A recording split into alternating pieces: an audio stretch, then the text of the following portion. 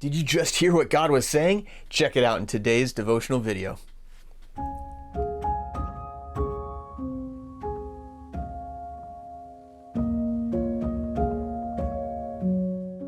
So we're continuing our verse-by-verse devotional study through the Gospel of Matthew. We're in Matthew chapter 2, verses 3 through 6 today. And it says, "When Herod the king heard this, he was troubled, and all Jerusalem with him." Now, Herod was an unusual guy. He was an amazing leader, an amazing builder, architect. Some of the stuff he made is amazing. Some of it, you can even see some of the remains of the stuff that this guy, known as Herod the Great, did. But it was also well known he was very ruthless. They actually said it was better to be Herod's pig than his kid, because he was Jewish, and that meant you didn't eat pig. And so he wouldn't kill a pig, but he actually killed a number of his kids. So maybe that's a lesson for you. Obey your parents, children. No. So this is the Herod that he's talking to. So obviously, if he is nervous, all of Jerusalem is nervous, right? Verse 4, "And when he had gathered all the chief priests and the scribes of the people together, he inquired of them where the Christ was to be born."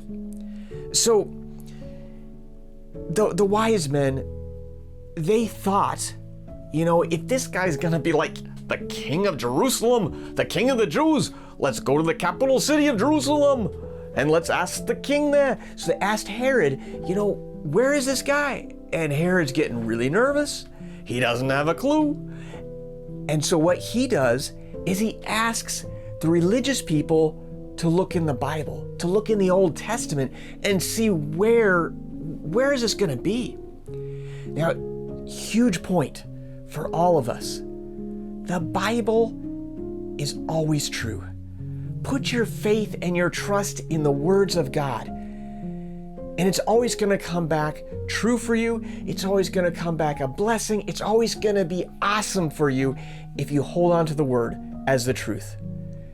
And you can look back in history and see people who have done that, and history always records them to be true and right. People in their day sometimes don't, but it becomes evident, wow, the Bible was so true at what it said, and that guy who stood for it, he actually was right. So, verse 4, they came to Jerusalem. Verse 4, he gathered all the priests, he asked them where it was to be born. Verse 5, "So they said to him, in Bethlehem of Judea, for thus it is written by the prophet, but you, Bethlehem, in the land of Judah, are not the least among the rulers of Judah, for out of you shall come a ruler who will shepherd my people Israel."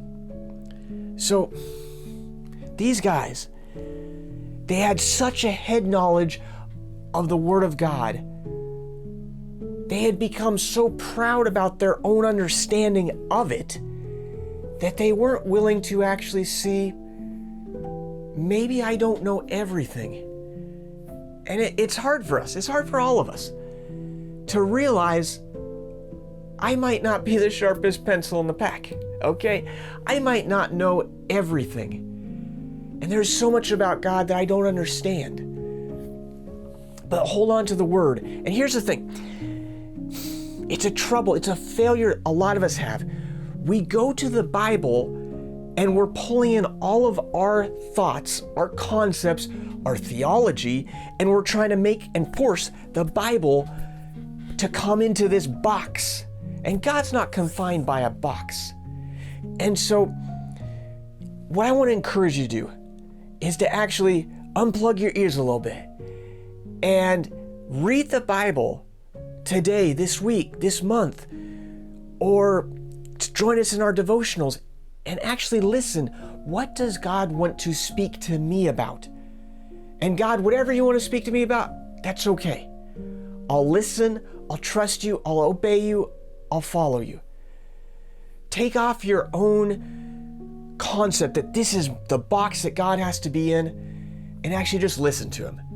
Because He truly does want to speak to you about your life today through His Word.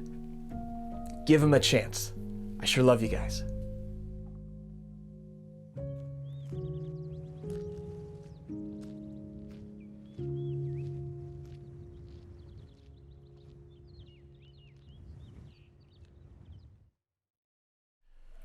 Don't you hate when someone answers their own questions? I know I do. Your face.